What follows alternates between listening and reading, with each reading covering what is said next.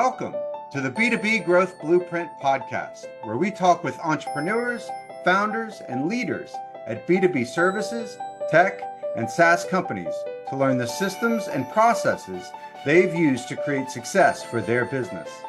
We'll also learn from marketing and sales experts to provide insights to help you grow your business.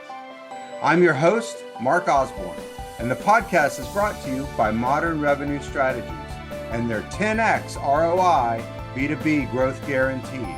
Schedule a free diagnostic call to learn the fastest path to double your B2B revenues in just 90 days. Hello, and welcome to another episode of the B2B Growth Blueprint podcast, where we talk with entrepreneurs, founders, and leaders at early stage B2B services, tech, and SaaS companies to learn the systems and processes they've used to create success for their business. We also speak with the experts who have built countless businesses through strategies and tactics for success. And today, I'm very excited to welcome one of those specific experts. Dave Jenyns is a serial entrepreneur, a systems devotee, and founder of SYSTEMology, a company dedicated to helping business owners worldwide scale and streamline their operations. With over 20 years of experience in franchising, digital marketing, and business strategy, his mission is to empower business owners to work on their business, not in their business. Jenyns has helped thousands of business owners achieve exponential growth and success. And I know a number of those have been within that B2B services, tech, and SaaS sector. And so we'll be excited to hear some of his stories about that. He's a passionate advocate for leveraging systems to simplify and streamline business operations, and his commitment to excellence has earned him the trust and admiration of his clients and peers alike. Dave, thanks so much for joining me today. Hey, Mark, my pleasure. Looking forward to it. Yeah, absolutely. I've been a big fan of yours since reading SYSTEMology myself, and it aligns very much with sort of my approach. But why don't you tell our audience that maybe hasn't read the book, what does SYSTEMology do? Yes. So SYSTEMology is the system to systemize a small business. So I found when I read the E-Myth and Built to Sell and Traction and Scaling Up, some of those classic books that startup founders read, I felt, I know systems and processes are important, but I was always stuck when it came to implementation. And I thought, where's the how-to guide? What is the step-by-step process from going from, I don't really have many systems and processes documented, to I have a well-oiled machine that runs profitably without me. And it was that transition of taking the business owner, as you talked about, from working in the business to on the business, or at the very least, to be able to have the choice. A lot of business owners, they don't have the choice. They are chained to their business. And I would prefer that the business owner chooses, do they want to work in it, on it? Do they want to have a holiday? Whatever they want to do, it should be their choice. That's great. So I know that, in bringing these systems to businesses, you've worked with both B2C companies that, have a lot of customers, B2B companies that might be focused more on, sort of specific identifiable prospects. Have you seen there be much difference in the B2B sector of applying systems, or any sort of nuance that you've noticed as applying systems specifically to B2B services, tech, SaaS companies? The more businesses I've worked with, the more I find business is business. And when you get down to the core of it, businesses need to generate leads. They need to be able to convert those leads, and then they need to be able to deliver a core product or service. They need to manage staff, as in how do you recruit, onboard, and keep that person involved and engaged, and there needs to be some management systems. So when you break a business up into its core components, regardless of industry, regardless of niche or target audience, those core elements are the same. There are still some variations that you see from service-based business when compared, like servicing B2B versus B2C, but it's really not at the deep level. It's more, well, the methods for acquiring B2C clients is going to be different from B2B, but Yeah. they still need leads, if that makes sense. Yeah, absolutely. And have you seen, having worked with lots of different businesses of lots of different stripes, I'm sure there, might be some listeners out there that are like, will it work for me though? And I Yes. know oftentimes there's this sort of conception of, you know, companies like McDonald's that are really well systemized and they get exactly a dime-sized dollop of ketchup and a quarter-sized dollop of mustard or whatever it might be. And some, early stage companies might be like, man, we're trying to keep the lights on. We're running fast. We don't have time to do all these things. How have you seen, the systemology approach adapt to those early stage companies that are still moving fast and and trying to make some things happen? How do you balance that Mm. out? When a business gets traction, has some product to market fit, have some clients coming through the door, they're either coming back or they're referring friends and family, and you've got a small team, perhaps Yeah. more than 3, 4, 5 staff, somewhere in there or larger. Generally, that means, okay, we've got a little bit of traction here. So that's kind of the first step to realize that you already have some proven processes in place. They may not be documented, but your staff and you are doing things a certain way, and that's how you've been able to get that traction. So, and this is what makes systemology very different from a lot of the process improvement methodologies that came before it, is that it focuses on capturing what's already working. The best proven processes that you have are the ones that already generate leads for you, that already help to convert those. So find out who on your team knows how to do a particular task well, capture that method, and then bring everybody up to that standard. Because what most small business struggles with is actually consistency and repeatability. It's that key person dependence. It's either the business owner or that team member who just knows how to do the thing, and they're the only one on the team who does that thing. So if that person isn't there or they're off sick, that thing doesn't get done. So it's very important to just capture that best process, consider that the baseline, and then bring everybody up to the standard that best person is doing. That is where you'll find the best proven practices and where you'll get the quickest traction, and you'll start to build a bit of a systems culture just by capturing a way of doing things. Interesting. So what does that systems culture look like? I'm Mm, certain seeing some sort of transformations in business and particularly in, marketing and sales, which is yeah, the subject matter for a lot of these podcasts is, in marketing sales, sometimes it's a little bit catch as catch can or by the seat of your pants, or we're going to try yeah. this and hope it works. Or we're going to try this. What does it look like once there's a system in place, for those marketing and sales motions? Yes.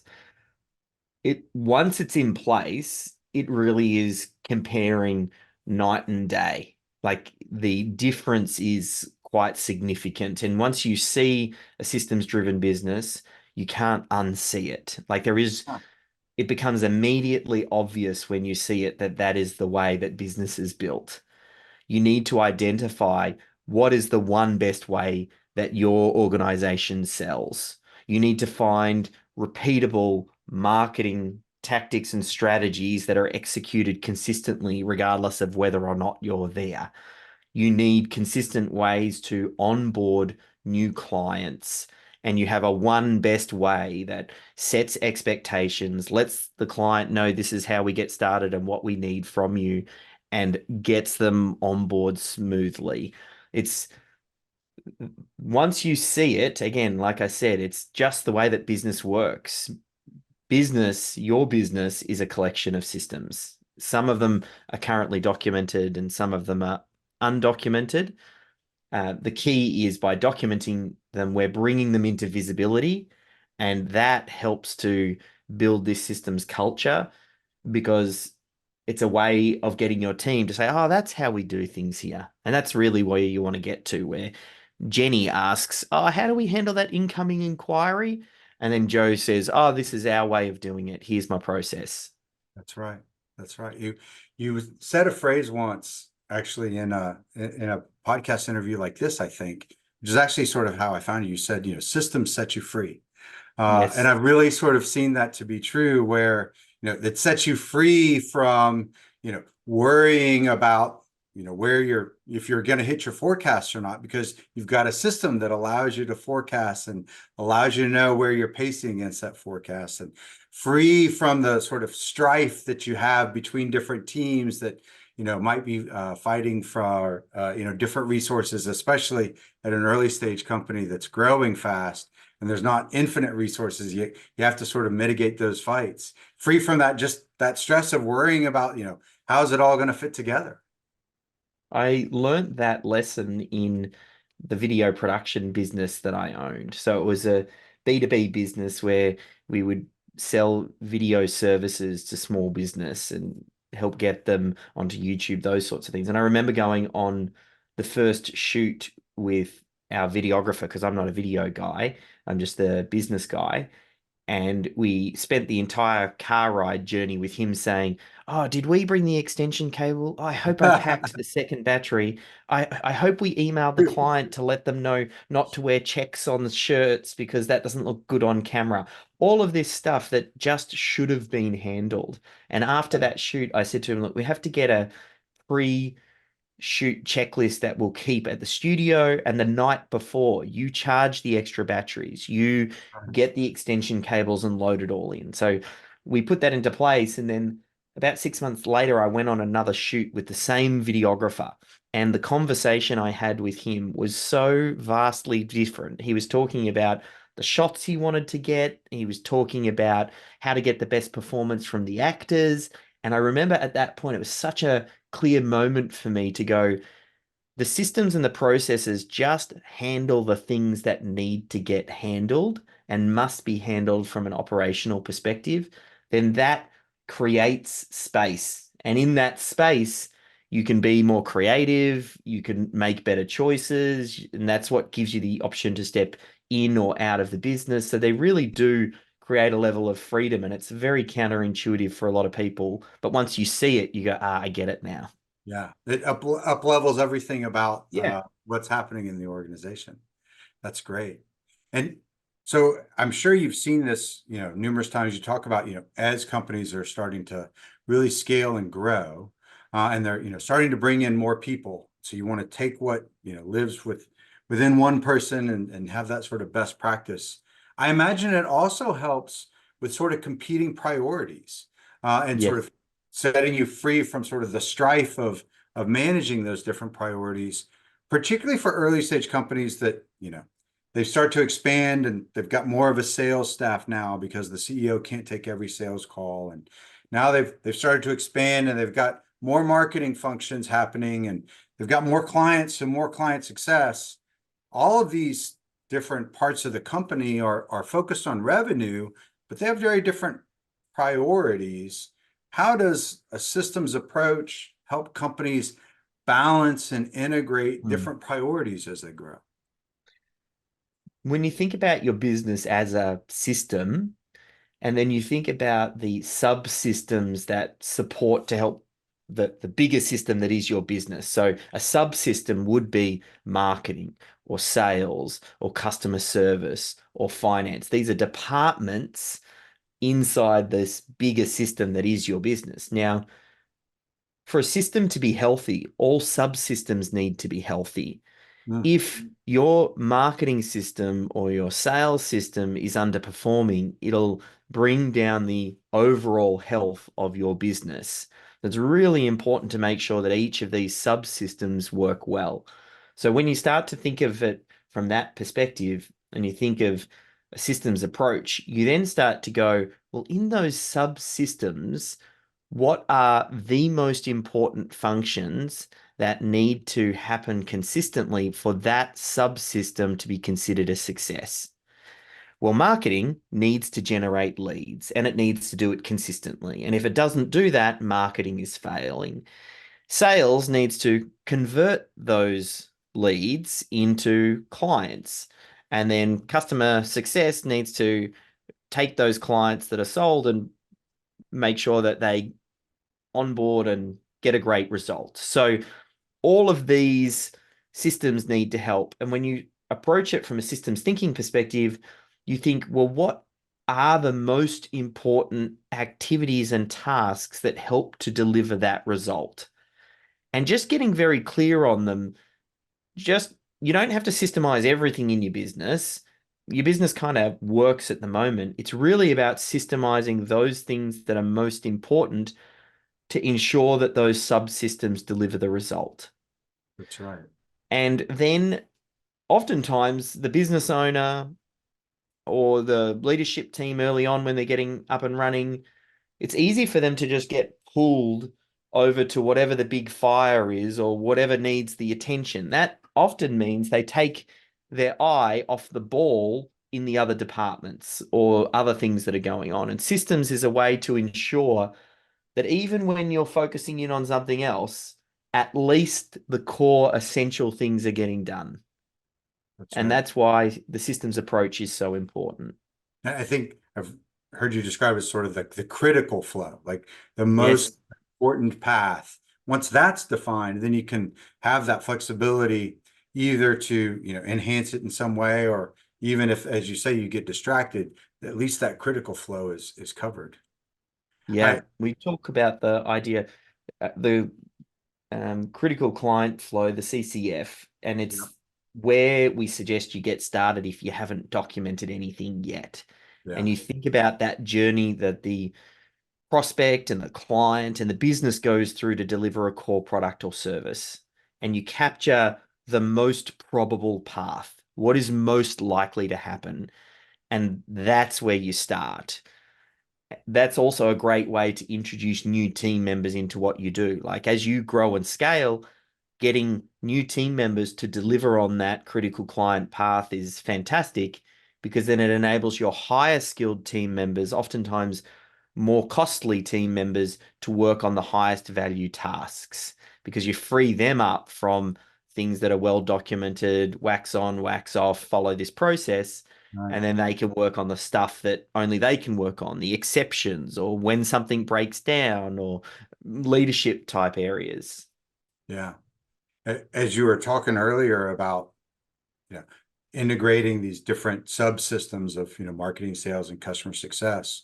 One of the things that we've seen work too is as part of defining the system and process, by defining cadence for communication and ways of collaborating, you can build a lot more sort of harmony throughout those systems as well, so that you're reconciling maybe inherent friction within those different systems by just incorporating the sort of the feedback loop as part of it. One of the ways I like to think about that, and it depends on the size of business, when it's the solo startup founder and it's just them, sometimes some of these things might be overkill. But as you get larger and you've got a small team and messages and communication between teams becomes critical, otherwise you've got double handling or mistakes Right. get made, those sorts of things. The systems that you're talking about fit really well in the management department. So what are the core systems for management? It's things like, what is the meeting cadence? How do you identify what the focus is for the next 90 days? And what are the different departments working on? And how do we communicate that amongst us? So getting that piece right, if we think about the most important pieces for management, that meeting cadence and the way that you set your goals and your targets and communicate on those is a critical one. Yes, for sure. And they talk about that a lot in sort of, traction or the EOS framework of, getting that meeting cadence down, and that really being important to systemizing your business. So if we've got, some founder, some CEO at a company who this is all making sense to them, but they haven't quite, sort of gotten there, what would be your advice on how they can start to get the benefits of systems for their business today? What can they start doing right away that's going to make an impact on their business?